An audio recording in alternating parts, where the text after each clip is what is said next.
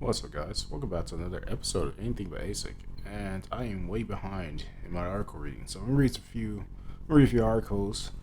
This one's a pretty long one, and I'm gonna tell you do the usual, where I tell you what I think about it. All right, let's get started. Bitcoin needs to be more private for adoption. Certain characteristics of Bitcoin create a loss in fungibility. These must be addressed and solved in order for Bitcoin to gain widespread adoption.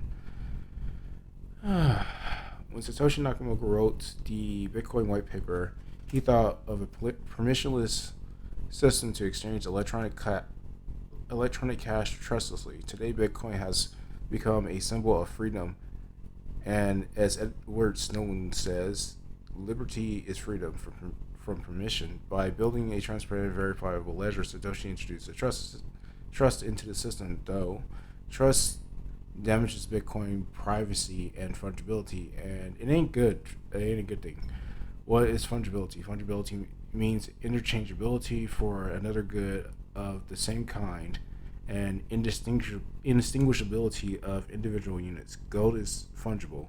A unit of gold is indistinguishable from another and is interchangeable for another. Therefore, they have the same value. 1 gram of gold will always equal 1 gram of gold, regardless if it takes the form of an ingot, bullion coins, or nuggets.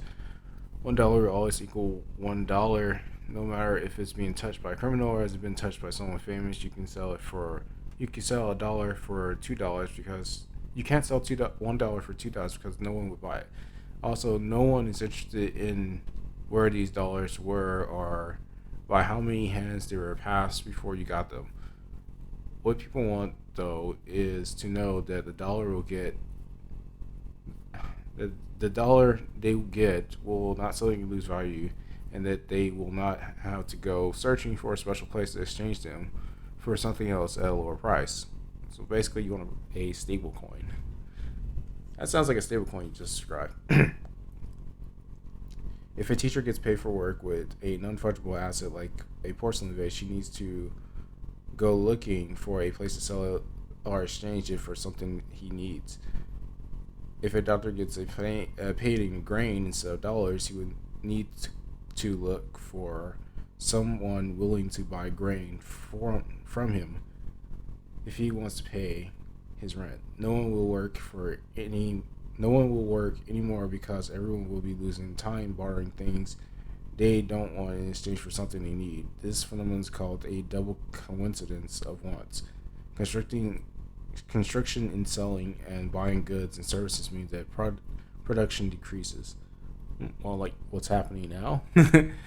Welcome to 2022. Clear out. If the economy is to be efficient and active, it needs fungible assets as a unifying force. Individual inputs should be exchanged freely to sustain free trade and economic freedom, ignoring the origin and history of the inputs. It's key to fungibility and sound money. What is sound money? Sound money is money that won the marketability race and is the most used because it has properties like portability, homogeneity, divisibility, durability, and acceptability, fungibility, and scarcity. Kind of like what Litecoin's trying to do.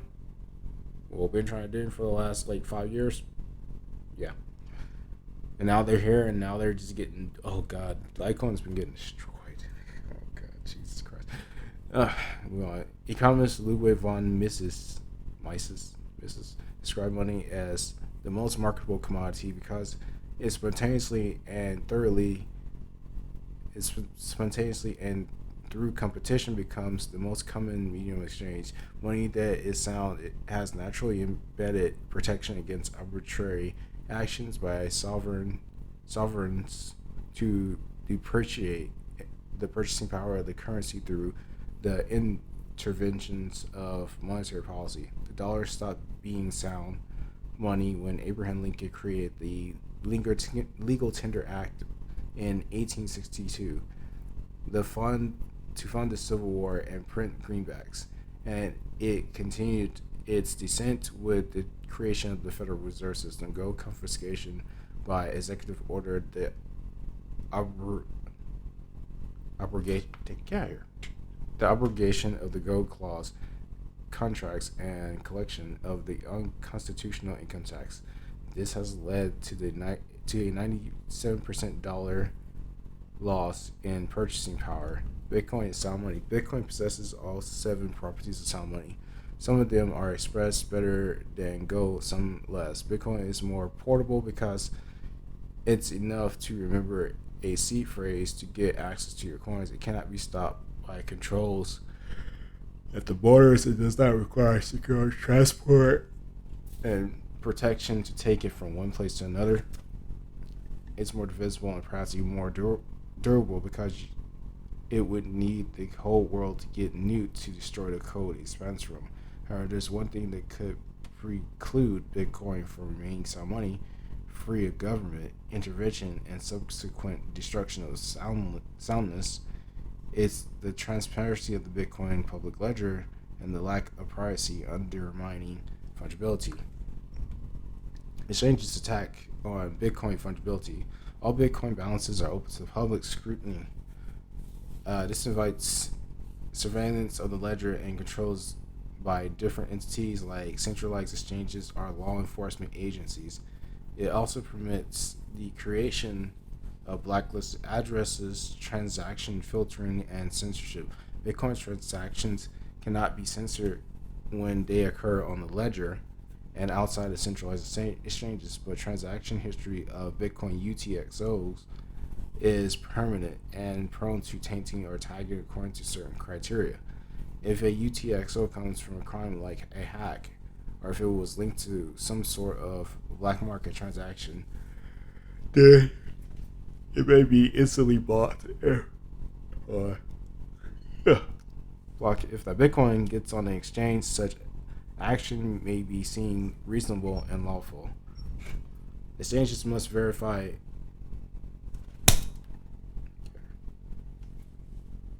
UTXOs up to 6 hops, which means that if there is no suspicious activity in the 6 previous transactions, then the UTXO of Bitcoin is deemed clean. If someone received 30 Bitcoin from someone else, then this transaction will get blocked and the person would need to give an explanation, or worse, they could be associated with a crime and face criminal charges. Users reporting transaction rejection and account bans are always more frequent, following guidelines issued by the Financial Action Task Force and recommendations to enhance record keeping by virtual asset service providers. Exchange started considering interactions with unhosted wallets as a high risk. These guidelines propose labeling peer-to-peer transactions between unhosted wallets and record keeping them, who's at risk of being blocked or flagged. Anyone selling products or services for Bitcoin to receive transactions or participating in peer-to-peer trades is exposed to the risk of getting dirty Bitcoin. A person is usually unaware of this and their identity is tied to the transaction, then they may find themselves in trouble with law enforcement. People who know of Bitcoin with rich transactions histories in their possession will try to trade it at a discount because they will be unable to sell it at centralized exchanges. This is a hit to fungibility because it may not be convertible to another Bitcoin with a clean history. To escape the stigma of the UTXO attached to identity or sustained by criminal history, people often use tumblers or other kinds of privacy-enhancing tools like CoinJoin. Exchanges started flagging addresses, receiving funds from these anonymizers while Jesus Christ. The user of privacy-enhancing tools is not indicative of a criminal transaction history. Exchanges block and ask for explanations and proof for origins of the Bitcoin, which undermines privacy in the first place. It's unknown how deep the transaction history and surveillance firm like Chain Analysis, Elliptic, or Crystal can go to look for links to suspicious transactions. In an interconnected world like we have today, where every person is linked to another person by 6 degrees of separation, it means that potentially everyone will be linked to a dark Bitcoin and could be placed under surveillance or be charged with a crime at a convenient time. As long as this issue concerns a small number of people, it would be brushed under the rug. But when the surveillance will become an oppression of many people, will start to see it as tyranny. The risk of proposing a dark Bitcoin increases the amount. This is a problem, especially for hedge funds. A few tanks of Bitcoin could compromise the entire investment pool and decrease its market's value through association. Bitcoin has Bitcoin has been sought lately as freedom money, free from censorship and capable of being used as a tool against oppression. However, the use of Bitcoin in the trucker protests in Canada for funding WikiLeaks or as support for Ukraine in their war against Russia could be used, and in some instances, was already used against people who donated. On the other hand, Coinbase blacklisted 25,000 Bitcoin addresses just because they belonged to Russians who countries were sanctioned. For a counterexample, Bitcoin with no history at all, the one coming from the miners, is traded at premium prices because it's the purest form of Bitcoin. Bitcoin is shipped from the miners. Big exchanges. Just go forever. Okay. Yeah, let's see. Attack on Bitcoin's function. Where did I leave off? Bitcoin system shift from miners. Exchanges blocking accounts or rejecting transactions isn't the only type of attack on fungibility. Some Bitcoin miners like Marathon Digital Holdings or Bloxy decide to mine only blocks that are compliant with U.S. regulations, anti-money laundering regulations, and Office of Foreign Assets Control or standards. Marathon filters transactions and rejects those that are not compliant. Another hit to Bitcoin's fungibility is the miner location and the type of energy used to mine Bitcoin. The latest tendency to offset carbon footprint as an important factor for some miners and institutions. Bitcoin mined with energy using fossil fuels won't be accepted. This dichotomy between Bitcoin coming from different energy sources or geographical locations does nothing but add oil to the fungibility debate. If government regulations will force miners into mining Bitcoin solely with green energy or into accepting solely compliant blocks, then we could see a break in two economies: clean Bitcoin and dirty Bitcoin. If not, it's not guaranteed that, and it may only take one rebel miner, including a non-compliant transaction, that could be enough to break the compliant chain. Though, fungibility attack injected into the code. Bitcoin Bitcoin covenants, which are spending restrictions on UTXO, may be another potential attack on Bitcoin fungibility. Controlling how Bitcoin can be spent and by who means that the new rules and introduced to the property rights of a particular UTXO and a UTXO where the covenant was applied is different from a UTXO without it. The price must be different because there are no equal and interchangeable anymore. The ownership becomes more blurry, especially if one UTXO can be owned by a pool of individuals. If also a potential entry point for government or bank to control UTXOs, the government could be able to decide how Bitcoin is spent. No privacy, no fungibility. The discrepancy in Bitcoin used to value dependency, depending on the transaction history, is an attack on the soundness of Bitcoin as money. It is also potentially targeted on attacking anyone holding Bitcoin. It's enough for an attacker to send a fraction of the dark Bitcoins to a public address, to poison them, and everyone associated with these addresses. Public addresses are of influencers and other public figures would be easier to target, involving many individuals and spreading around depending on the number of hops surveillance agencies decide to include in their trials. Well, that doesn't give you an ideal. I don't know what does. Fungible monies disregard past use and always maintain their purchasing power for fungibility to work. There can be uncertainty associated with past and future use, because if there is, that means that faith in money as an exchange of value is compromised. The fall of the dollar and the rise of Bitcoin is the effect of compromised trust in the banking system and the governments and their policies. If Bitcoin doesn't solve the fungibility stemming from the lack of privacy, it may follow in the footsteps of the dollar because it would be prone to regulatory capture. Satoshi himself taught. What the heck? What'd you do? What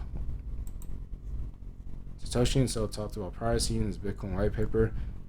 Traditional banking model achieves lower privacy by limiting access to information to the parties involved in the trusted third party. The necessity to announce all transactions publicly precludes this method, but privacy can still be maintained by breaking the flow of information in another place by keeping public keys anonymous. As an additional firewall, a new pair should be used for each transaction to keep them from being linked to the common owner. Unfortunately, he probably didn't envision that most Bitcoin would be traded on exchanges with such a strict know your customer and AML rules. He probably didn't expect all the UTXOs going out from those exchanges would be to known identified users. The solution: while Bitcoin Transparent Ledger provides auditability, the lack of privacy is hurting its fungibility and introduces censorship attacks in different kinds. Increasing Bitcoin privacy is one solution. There are multiple projects focused on privacy: CoinJoin, Dandelion, confidential transactions, CoinSwap, etc. But if privacy enhanced Bitcoin is banned and threatened differently, then there's little to no improvement in the situation. If privacy enhanced Bitcoin are discriminated against, and the fungibility will maintain. Another privacy-oriented solution would be to promote non-KYC exchanges like BISQ or HODL or privacy tools like Samurai, while with Whirlpool and Ricochet. The more popular is to own CoinJoin Bitcoin. Is less fungibility loss. When it comes to confidence, more debate needs to be created around the risk of introducing something into the Bitcoin code that could constitute an easy attack that would create two sets of different UTXOs that are not convertible to other units. Conclusion: the gradual loss of fungibility in the Bitcoin should not be ignored. If regulators continue to force miners to follow certain regulations and exchanges and entities to identify users through the KYC AML system, we may end up with a perfect oppression tool instead of being a freedom enabling money. There are other ways to catch criminals, and they don't have to undermine Bitcoin's fungibility. One thing is for sure: Bitcoin's fungibility is tightly connected to privacy, and there's no way around it. Fungibility can't be ordered by a government because no government controls Bitcoin. It must be solved on chain. While regulators can mandate miners only use green energy sources, there will always be jurisdictions to miners where fossil fuel mining will still be profitable. It may be a lost fight to make non-compliant transactions and quite a costly one. Ultimately, the miners will find it out for themselves. This is a great post by Kurabaka. I bet she's an English major. Okay, so the TLDR on this: use Monero.